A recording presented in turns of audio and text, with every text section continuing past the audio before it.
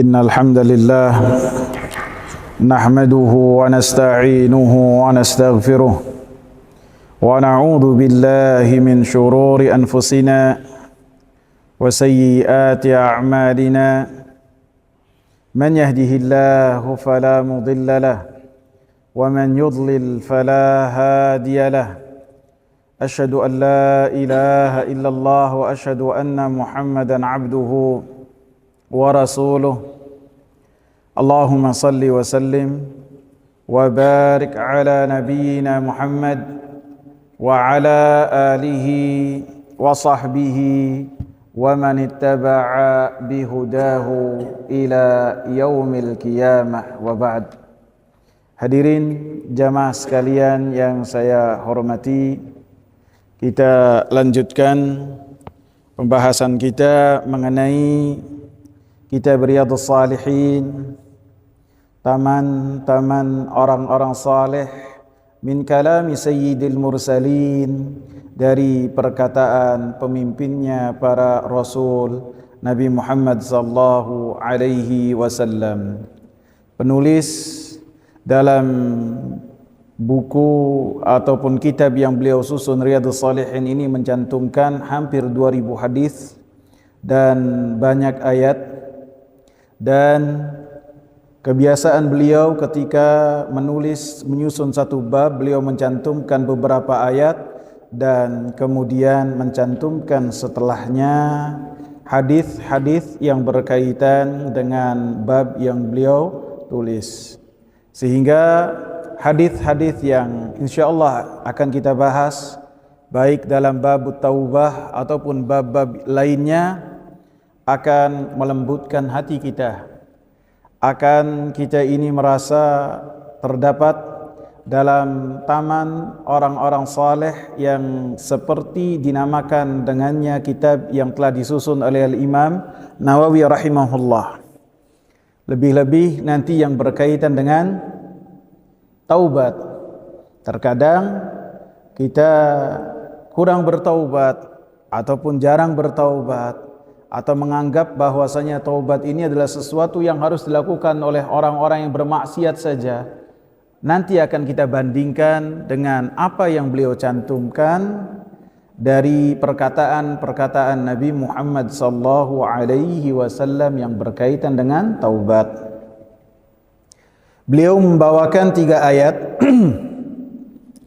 Yang pertama Surat An-Nur ayat 31. Wa tubu ilallahi jami'an ayyuhal mu'minuna la'allakum tuflihun. Bertaubatlah kepada Allah Subhanahu wa taala seluruhnya, semuanya, wahai orang-orang yang beriman. La'allakum tuflihun, pastinya kalian akan beruntung dan selamat. Wa qala ta'ala, dan Allah Subhanahu wa ta'ala berfirman dalam surat Hud ayat yang ketiga, istaghfiru rabbakum thumma tubu ilaih. Beristighfarlah kalian kepada Allah Subhanahu wa ta'ala, kemudian kalian bertaubat kepada Allah Subhanahu wa ta'ala. Wa qala ta'ala, dan firman Allah Subhanahu wa ta'ala dalam surat Tahrim ayat 8, ya ayyuhalladzina amanu tubu ilallahi taubatan nasuha. Wahai orang-orang yang beriman, bertaubatlah kalian kepada Allah Subhanahu wa ta'ala dengan taubat yang nasuh. Jamaah sekalian yang saya muliakan, ayat yang pertama yang dibawakan oleh penulis surat An-Nur ayat 31. Surat An-Nur ini membahas tentang perzinaan, sehingga diawali dengan surat ini tentang berkaitan dengan perzinahan. Diawali dengan suratun anzalnaha wa faradnaha wa anzalna fiha ayatin bayyinatin la'allakum tadhakkarun. Surat ini kami turunkan kepada kalian dan kami wajibkan kepada kalian dan kami turunkan di dalamnya tanda-tanda penjelasan, hukum-hukum penjelasan, la'allakum tadhakkarun, agar kalian ingat dan mengetahui tentang Allah Subhanahu wa ta'ala. Yang berikutnya yang dibahas apa? Az-zaniyatu waz-zani fajlidu.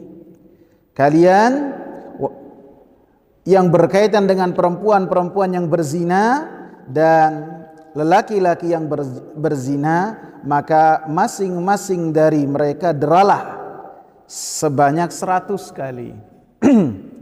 Kemudian ayat yang ke-11 sampai ayat yang ke-26 dibahas tentang tuduhan kepada Aisyah radhiyallahu anha, bahwasanya Aisyah radhiyallahu anha bukanlah pelaku zina, tidak pernah selingkuh sedikit pun. Sehingga tuduhan yang dibawakan oleh sebagian orang-orang munafikin, mereka pada hakikatnya ingin mencederai kehormatan Nabi sallallahu alaihi wasallam. Mereka tidak memiliki hajat dan kepentingan sedikit pun yang berkaitan dengan Aisyah bintu Abi Bakar. Maka yang diserang adalah Aisyah radhiyallahu anha. Karena apa? Karena semuanya meyakini bahwasanya perempuan baik itu untuk lelaki yang baik, dan sebaliknya lelaki yang buruk itu untuk perempuan yang buruk. Sehingga ketika mereka berupaya untuk menuduh Aisyah radhiyallahu anha dalam rangka mencederai kehormatan Nabi sallallahu alaihi wasallam. Kemudian setelahnya Nabi sallallahu alaihi Allah Subhanahu wa taala dalam ayat ke-27 membahas hal-hal yang dengannya seseorang selamat dari perzinaan. Apa di antaranya? Masuk rumah orang harus permisi. Jangan sampai masuk ke rumah orang kemudian ada aurat yang terlihat. Bisa jadi ada perempuan, istrinya atau anak gadisnya yang tidak siap untuk ada orang masuk ke rumah tersebut. Sehingga di ayat yang ke-27 Allah Subhanahu wa taala bahas tentang apa? Tentang etika dan adab masuk rumah. Ya ayyuhalladzina amanu la tadkhulu buyutan ghaira buyutikum hatta tasta'nisu wa tusallimu ala ahliha. Wahai orang-orang yang beriman, janganlah kalian masuk rumah-rumah yang bukan rumah-rumah kalian sampai kalian meminta izin kepada penghuninya, wa tusallimu ala ahliha, dan kalian mengucapkan salam kepada penghuninya. Sampai 3 ayat setelahnya yang berkaitan dengan perzinaan juga adalah apabila dibiarkan mata ini melanglang buana kepada apa-apa yang diharamkan oleh Allah Subhanahu wa taala. Sehingga di ayat yang ayat ke-30 setelah membahas tentang izin masuk rumah orang, kullil mu'minina yaghuddu min absarihim wa yahfadhu furujahum, katakanlah kepada orang-orang yang beriman, hendaknya mereka menundukkan pandangan matanya, wa yahfadhu furujahum, yang dengannya mereka mampu menjaga kehormatan dan kemaluan mereka dari perzinaan. Dzalika azka lahum, dan yang seperti ini akan lebih suci buat mereka. Innallaha khabirum bima yasnaun, sesungguhnya Allah Subhanahu wa taala mengetahui apa yang mereka lakukan. Bisa jadi seseorang pura-pura menundukkan pandangan matanya dari apa yang diharamkan oleh Allah, kemudian mencuri-curi pandangan. Bisa jadi di pandangan manusia, di mata manusia, dia tidak kelihatan mencuri-curi pandangan, tapi di sisi Allah tahu. Sehingga ayat ini ditutup dengan apa? Innallaha khabir, Allah maha mengetahui dengan apa yang mereka lakukan. Apakah mereka ini menundukkan pandangan matanya dari lawan jenisnya dengan sebenar-benar menundukkan mata ataukah tidak. Kemudian yang kedua, ayat ke-31. Wa kullil mu'minati yaghdudna min absarihinna wa yahfadna furujahunna wa la yubdina zinatahunna illa ma dhahara minha wal yadribna bi khumurihinna ala juyubihin. Dan katakanlah kepada para perempuan yang beriman agar mereka menjaga pandangannya dan memelihara, sehingga dengan menjaga pandangannya memelihara kehormatan dan kemaluannya.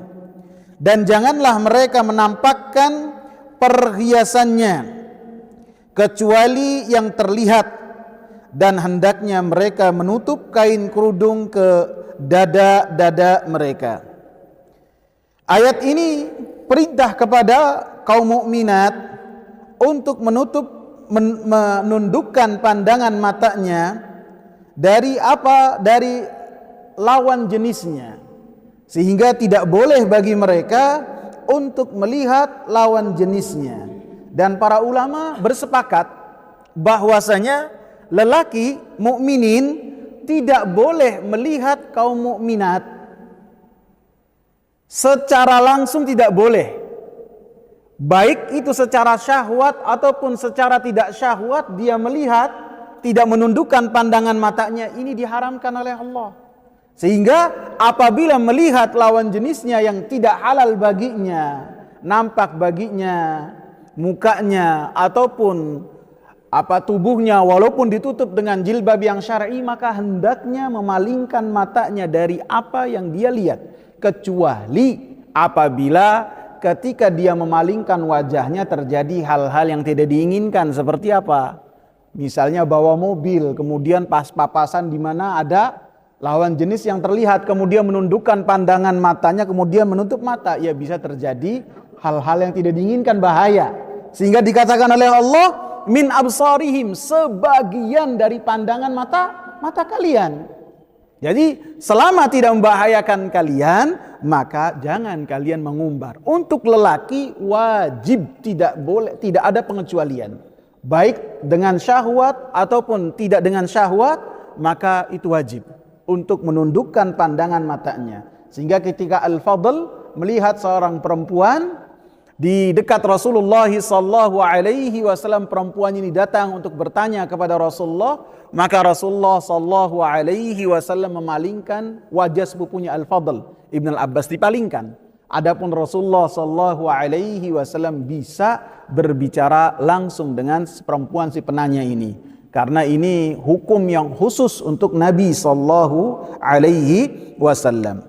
Adapun untuk perempuan, wa kullil mu'minati yaghdudna min absarihin, katakanlah untuk perempuan-perempuan itu tidak hendaklah mereka menundukkan pandangan matanya dari lawan jenisnya.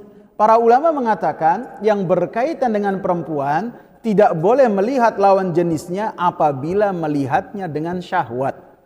Apabila melihatnya tidak dengan syahwat, maka itu tidak mengapa. Sehingga ada seorang perempuan, kalau tidak salah namanya Fatimah, dia ditalak oleh suaminya, kemudian dia datang kepada Rasulullah SAW, bertanya kepada Rasulullah, ya Rasulullah, di mana saya mengambil iddah?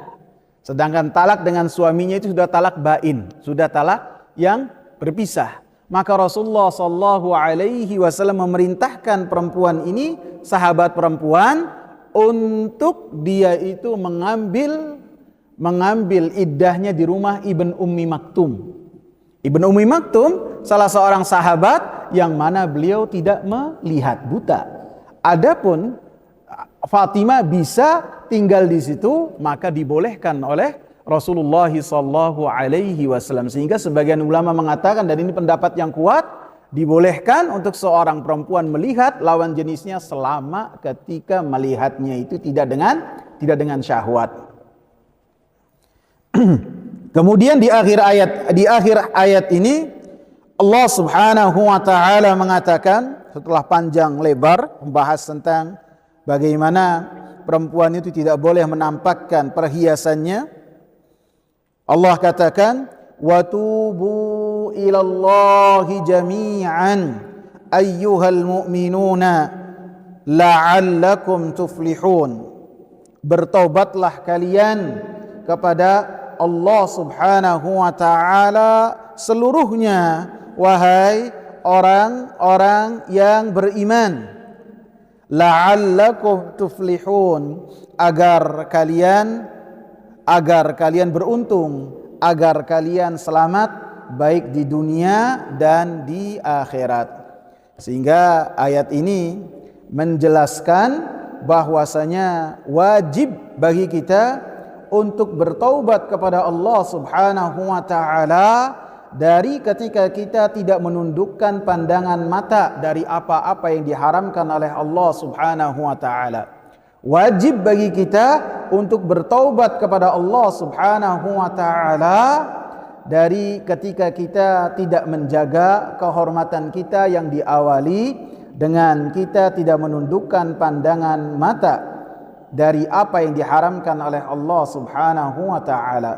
Karena ketika seseorang membiarkan matanya melanglang buana di apa-apa yang diharamkan oleh Allah Subhanahu wa taala, baik secara langsung ataupun secara tidak langsung, misalnya dilihat dari medsos, walaupun sebagian orang mengatakan itu adalah cuci mata, maka pada hakikatnya dia telah telah mendapatkan satu hal yang dengannya akan menghancurkan dirinya, yang dengannya akan membinasakan dirinya. Dan itu adalah termasuk sebab-sebab seorang mendapatkan bala dan cobaan yang sangat berat. Sehingga Rasulullah sallallahu alaihi wasallam mengatakan, "Ma taraktu ba'di fitnatan adarra 'ala ar-rijali minan nisa." Tidaklah aku tinggalkan setelahku satu fitnah yang lebih berbahaya kepada atas laki-laki daripada perempuan. Jadi fitnah yang paling besar bagi seorang laki-laki adalah perempuan. Sehingga cara yang pertama seseorang selamat dari perzinaan adalah dengan dia menundukkan pandangan mata dari apa-apa yang diharamkan oleh Allah Subhanahu wa ta'ala. Dan bagi siapa yang berupaya menundukkan pandangan mata dari apa-apa yang diharamkan oleh Allah, dan ini berlaku buat semua, bukan hanya bagi yang muda-muda saja, ataupun bagi yang masih bujangan, atau misalnya seseorang sudah beristri 2, oh kalau saya aman, enggak. Atau saya sudah usianya 70, 80, tidak semua. Bahkan sebagian ulama ketika mereka itu usianya sepuh 90 tahun, maka mereka masih takut terhadap fitnah perempuan. Pandangan matanya tetap mereka jaga. Ini menunjukkan sungguh benar apa yang dikatakan oleh Rasulullah sallallahu alaihi wasallam, bahwasanya fitnah yang paling besar dan paling berbahaya atas laki-laki adalah yang berkaitan dengan perempuan. Sehingga semua jalan yang menjerumuskan kepada perzinaan, maka Allah Subhanahu wa taala tutup. Di antaranya di dalam ayat ini melalui pandangan mata. Dan yang di dalam ayat sesudahnya adalah cara seseorang tidak berzina. Wa ankihul ayama minkum, hendaknya kalian menikahkan orang-orang yang membujang di antara kalian dengan gadis-gadis di antara kalian. Sehingga ketika seorang memiliki pasangan, maka kemungkinan untuk berzina itu akan lebih selamat. Dan Allah katakan, wa tubu ilallahi jami'an, bertaubatlah kalian kepada Allah Subhanahu wa taala, ayyuhal mu'minun, wahai orang-orang yang beriman. Yang diseru oleh Allah Subhanahu wa taala untuk bertaubat kepada Allah Subhanahu wa taala adalah orang-orang yang beriman. Karena orang-orang yang beriman, keimanan yang ada di hatinya senantiasa menjadikan dia senantiasa bertaubat kepada Allah Subhanahu wa taala, dan dengannya dia akan mendapatkan keberuntungan dan keselamatan. Sehingga ayat ini Allah Subhanahu wa taala tutup dengan la'allakum tuflihun, agar kalian beruntung, agar kalian selamat. Yang namanya al-falah ataupun beruntung disebutkan oleh para ulama annaha kalimatun jami'atun yahsulu bihal matlub wa yuzulu bihal marhub, bahwasanya arti dari al-falah beruntung yaitu ketika seorang mendapatkan apa yang dia harapkan dan berlalu darinya sesuatu yang dia takuti. Dan Allah katakan la'allakum, maka artinya pasti kalian akan beruntung baik di dunia dan di akhirat. Dan ini adalah ayat yang pertama yang dibawakan oleh penulis dalam bab taubat. Ayat yang kedua yaitu surat Hud, ayat yang ketiga. Ayat yang ketiga ini kita akan jelas sekali apabila kita baca dari ayat yang pertama. Subhanahu wa ta'ala katakan, Alif Lam Ra kitabun uhkimat ayatuhu thumma fussilat min ladun hakimin khabir.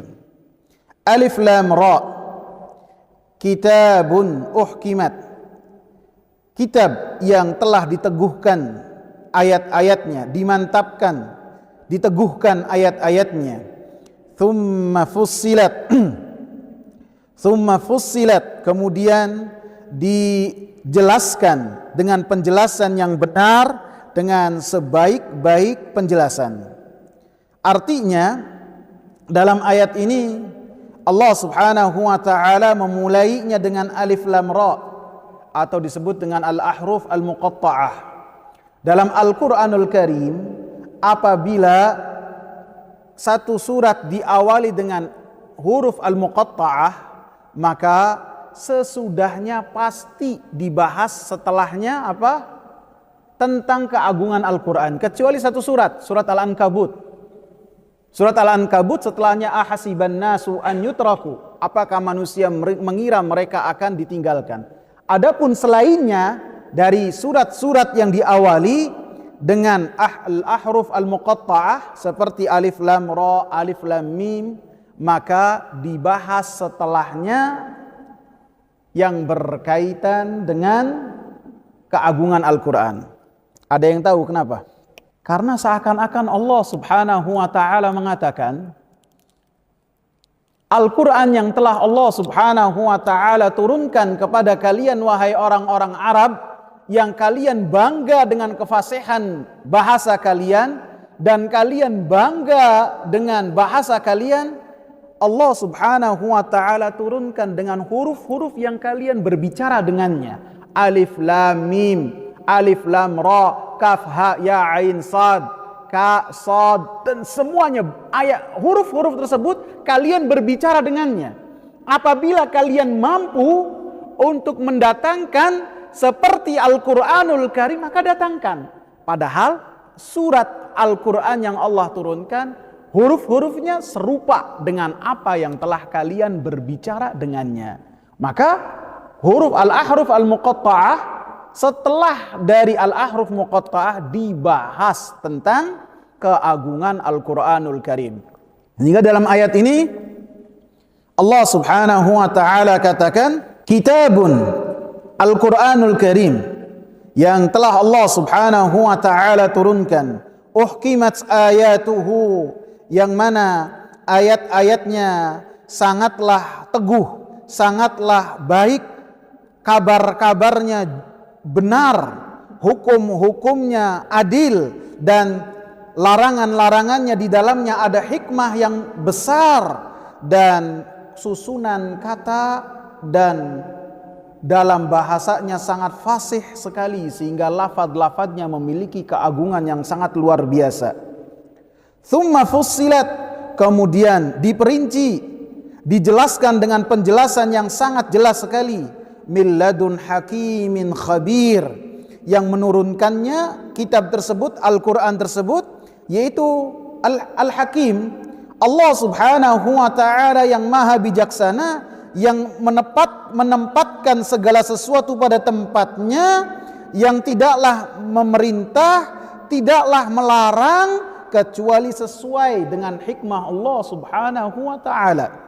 Khabir, dan Allah Subhanahu wa taala mengetahui yang lahir ataupun yang batin pada diri seseorang. Kemudian dalam ayat yang kedua, alla ta'budu illallah, hendaklah kalian tidaklah beribadah kecuali kepada Allah Subhanahu wa taala. Artinya dari apa yang telah Allah Subhanahu wa taala turunkan dengan ayat-ayat yang penuh hikmah, lagi diteguhkan perkataannya dan hukumnya, di antaranya adalah alla ta'budu illallah. Al-Quran diturunkan oleh Allah Subhanahu wa taala kepada para rasul untuk mengingatkan kepada umatnya supaya mereka tidaklah beribadah kecuali kepada Allah Subhanahu wa taala, supaya manusia mengikhlaskan agama dan ketaatannya seluruhnya hanya untuk Allah Subhanahu wa taala, dan tidaklah melakukan kesyirikan kepada selain Allah Subhanahu wa taala. Mereka esakan ibadah hanya kepada Allah. Jadi Al-Qur'an Allah turunkan untuk makna alla ta'budu illallah. Seperti dalam ayat lain, walaqad ba'atsna fi kulli ummatin rasulan an i'budullaha wajtanibut taghut. Dan sungguh kami utus dalam setiap umat seorang rasul, yang rasul tersebut mengingatkan kepada kaumnya supaya mereka beribadah hanya kepada Allah dan menjauh dari sesembahan-sesembahan selain Allah Subhanahu wa taala. Kemudian dalam ayat sesudahnya, innani lakum minhu nadhiru wa bashir. Sesungguhnya saya untuk kalian wahai manusia dari Allah Subhanahu wa taala Rabb kalian nadhir, pemberi peringatan bagi mereka-mereka yang memberanikan diri untuk bermaksiat kepada Allah Subhanahu wa taala. Seakan-akan ketika bermaksiat kepada Allah Subhanahu wa taala dia menantang siksaan dari Allah baik di dunia ataupun di akhirat. Wa bashir, dan dijadikan seorang rasul sebagai bashir, sebagai pemberi kabar gembira bagi mereka-mereka yang tunduk kepada Allah Subhanahu wa taala dengan kejayaan ketika di dunia, ganjaran ketika di dunia, dan mendapatkan surga di akhirat. Dan ini dakwahnya Rasulullah dari awal beliau berdakwah. Ketika Allah Subhanahu wa taala perintahkan, wa anzir ashiratakal aqrabin, berilah kabar gembira, berilah peringatan kepada orang-orang terdekatmu, maka Nabi Muhammad sallallahu alaihi wasallam langsung naik ke Bukit Safa. Kemudian Nabi menyeru kepada orang-orang Quraisy. Kemudian orang-orang Quraisy pun berkumpul. Dan Nabi menyeru dengan seruan yang dibiasakan oleh orang-orang Quraisy ketika memanggil darurat. Ketika mereka memanggil dengan panggilan darurat dengan cara naik ke gunung, ke Bukit Safa. Kalau mungkin zaman dulu, kalau di cerita-cerita itu pakai kentongan kali ya. Di kentongan malam-malam tong tong tong tong tong orang pada kumpul. Nah, pada zaman orang Quraisy, pada zaman jahiliyah, cara kentongannya itu dengan orang naik ke Bukit Safa. Kemudian berteriak dengan wa sabaha. Maka orang-orang pun pada kumpul. Karena ini pasti penting. Maka Nabi SAW menyeru kepada orang-orang Quraisy. Setiap cabang dari kekeluargaan Quraisy dipanggil. Ya bani ini, dikumpulkan semuanya. Kalaupun ada yang gak bisa datang, dia mengutus perwakilan. Karena yang menyeru ini Muhammad ibn Abdullah. Begitu sampai, maka Rasulullah SAW katakan, ma taqulun, apa yang kalian katakan?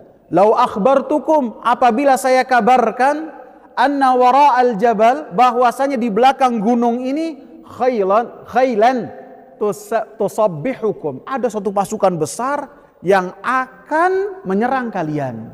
Maka orang-orang Quraisy serentak mengatakan apa?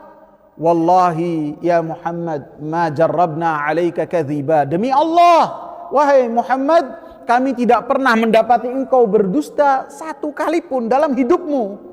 Maka Rasulullah sallallahu alaihi wasallam mengatakan, ya ma'syara Quraisy, inni nadhirun, sesungguhnya saya pemberi kabar peringatan, saya pemberi peringatan, baina yadayya adzabun syadid, dan di hadapan saya ada azab yang pedih, wa basyir, dan pemberi kabar gembira bagi siapa-siapa yang taat kepada Rasulullah sallallahu alaihi wasallam. Pada saat itu jamaah hening, diam, hening, merenung perkataan Nabi.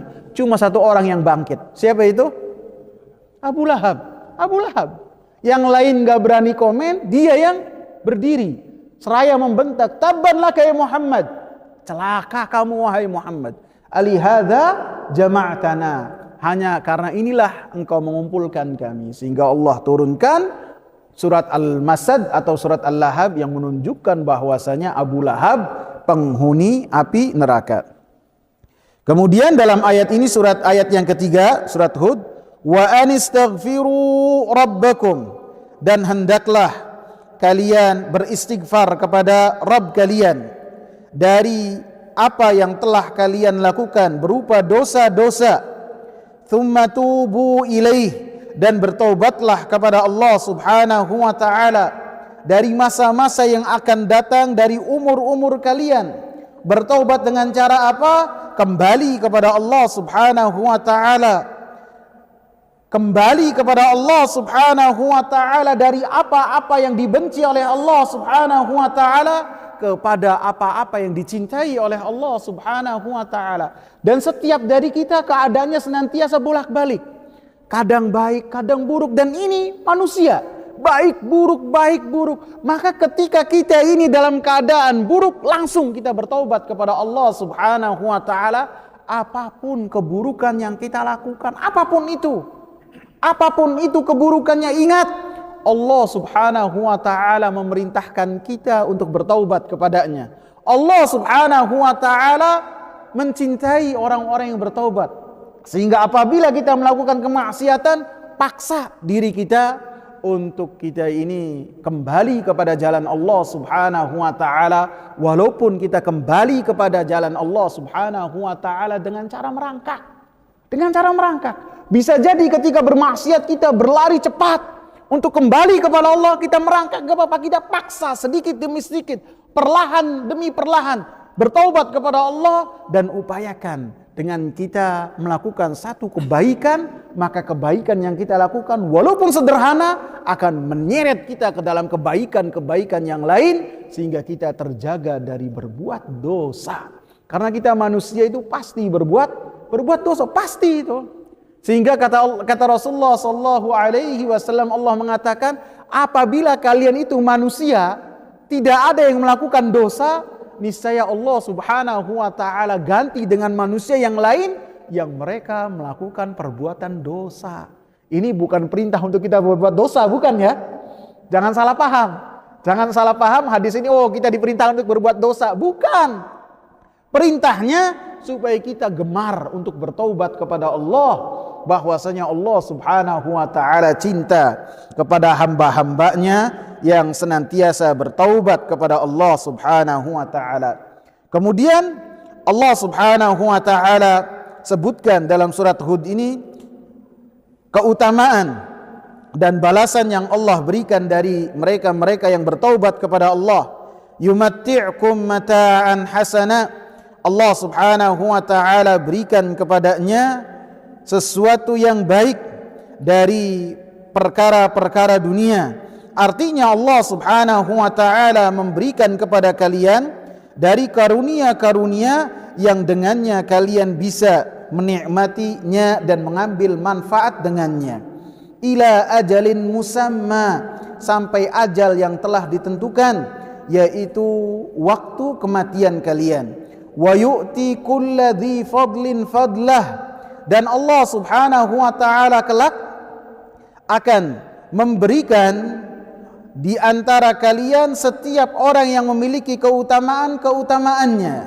Artinya orang-orang yang melakukan kebaikan, kebajikan, maka dia akan mendapatkan kebaikan dan kebajikan, dan Allah subhanahu wa ta'ala berikan balasan kepadanya dari kebaikan-kebaikan yang telah dia lakukan, termasuk diantaranya mendapatkan apa yang dia cinta, dan Allah subhanahu wa ta'ala selamatkan dari apa yang telah dia tidak suka.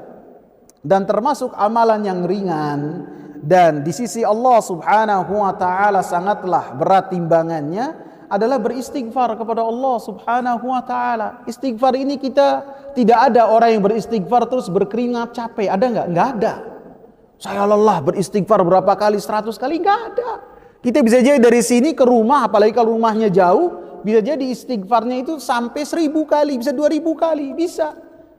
Dan Rasulullah katakan, tuba liman wajada fi sahifatihi istighfaran katsira. Pada hari kiamat kelak, mereka orang-orang yang akan beruntung adalah orang-orang yang ketika membuka catatan kebaikannya ada istighfar yang sangat banyak. Allah katakan apa? Beruntung. Allah subhanahu wa ta'ala katakan orang ini selamat. Amalannya ringan, mengucapkan istighfar. Akan tetapi yang hanya mendapatkan taufik dari Allah subhanahu wa ta'ala, mereka-mereka yang mampu diteguhkan hatinya untuk melakukan hal tersebut. Kemudian ayat yang ketiga, Allah subhanahu wa ta'ala katakan, ya ayyuhalladzina amanu tubu ilallahi taubatan nasuha asa rabbukum an yukaffira ankum sayyiatikum wa yudkhilakum jannatin tajri min tahtiha al-anhar yawma la yukhzillahu an-nabiyya walladhina amanu ma'ah nuruhum yas'a baina aydihim wa bi aymanihim yaquluna rabbana atmim lana nurana waghfir lana innaka ala kulli syai'in qadir. Allah subhanahu wa ta'ala menyeru orang-orang yang di dalam hatinya keimanan. Wahai orang-orang yang beriman. Dan ingat, apabila Allah menyeru dalam Al-Quran, wahai orang-orang yang beriman, pasti setelahnya ada kebaikan yang Allah perintah dengannya dan larangan yang Allah subhanahu wa ta'ala larang darinya. Dan yang hanya mampu melaksanakan perintah tersebut dan menjauh dari larangan tersebut, kejelekan tersebut, hanya orang-orang yang di dalam hatinya keimanan. Sehingga yang diseru oleh Allah subhanahu wa ta'ala hanyalah orang-orang yang beriman. Bertaubatlah kalian kepada Allah subhanahu wa ta'ala dengan taubat yang nasuh. Artinya Allah subhanahu wa ta'ala memerintahkan kepada orang-orang yang beriman untuk bertaubat dengan taubat yang nasuh.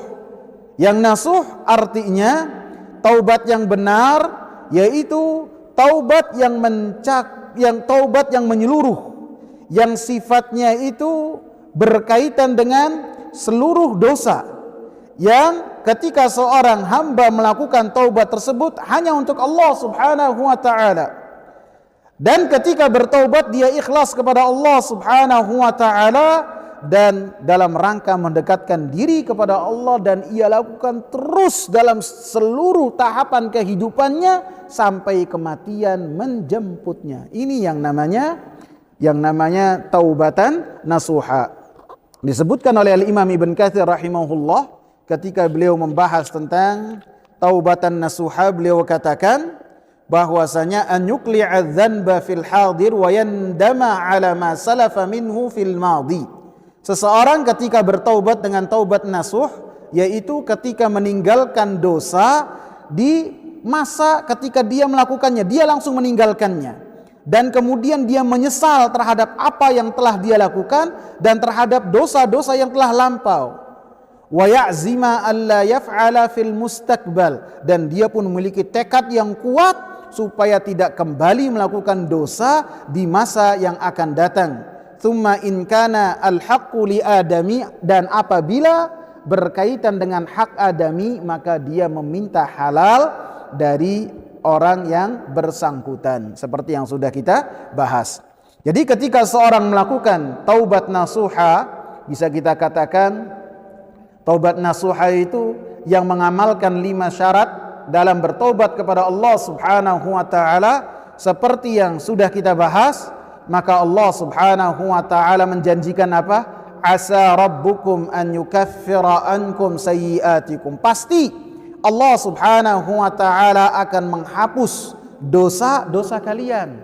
Bahkan dalam surat Al-Furqan, kejelekan-kejelekannya diganti oleh Allah Subhanahu wa taala menjadi catatan kebaikan bagi orang-orang yang bertaubat kepada Allah Subhanahu wa taala dengan taubat yang nasuh.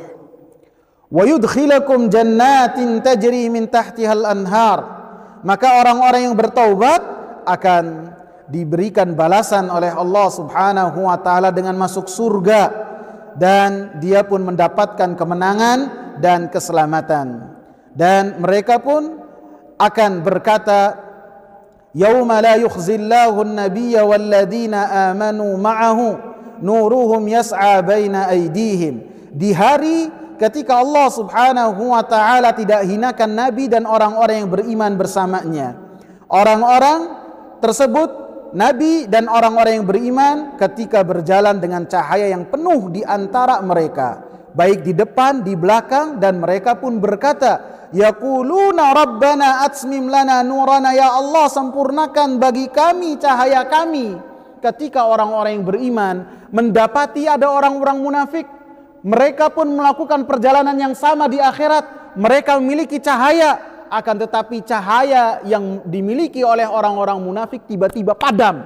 Maka pada saat itu orang-orang yang beriman berdoa kepada Allah Subhanahu wa taala, ya Allah sempurnakan bagi kami cahaya kami, waghfir lana, dan berilah ampunan untuk kami, innaka ala kulli syai'in qadir, dan engkau ya Allah terhadap segala sesuatu mampu. Dan inilah 3 ayat yang berkaitan dengan bertaubat kepada Allah Subhanahu wa taala, dan insyaallah pada pertemuan berikutnya akan kita bahas yang berkaitan dengan kitab Riyadhus Shalihin, hadis-hadis yang berkaitan dengan keutamaan dan pembahasan yang berkaitan dengan taubat. Wallahu taala a'lam. Ya, silakan.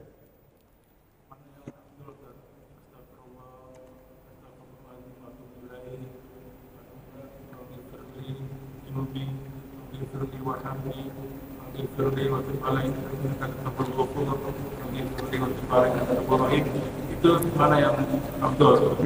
Kedua, kalau sujud, mana istighfar yang harus dibaca? Jadi yang mana yang afdol disebutkan bahwasanya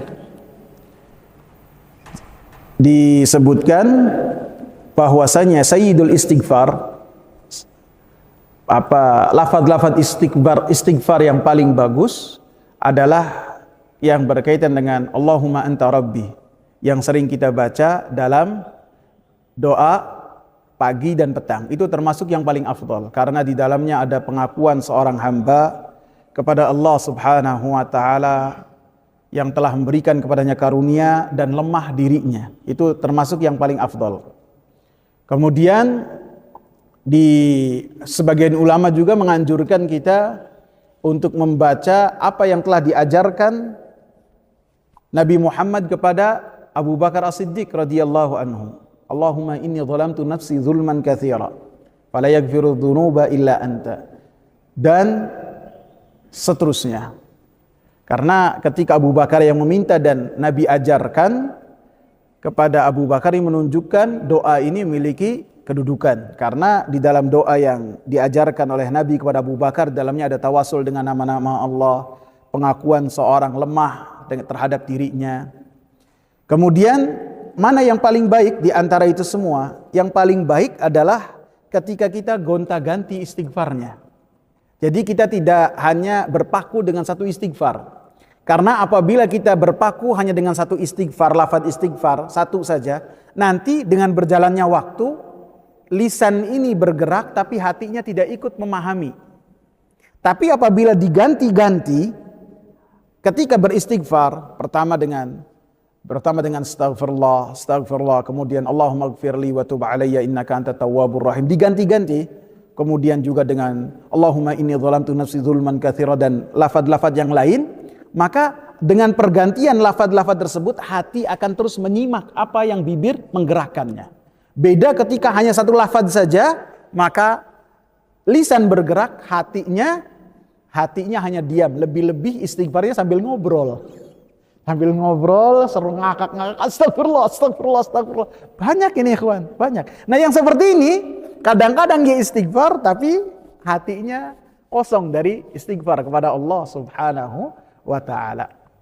Adapun di dalam sujud ya sama saja. Dianjurkan gonta-ganti dalam istighfarnya, walaupun bisa juga dengan apa yang telah diajarkan oleh Nabi kepada Abu Bakar, karena Abu Bakar itu berkata kepada Nabi radhiyallahu anhu wa sallallahu alaihi wasallam, "Alimni du'aan ad'u bihi fi salati." Ya Allah, ajarkan kepadaku satu doa yang doa itu saya baca dalam solat saya, dalam solat bukan setelah solat.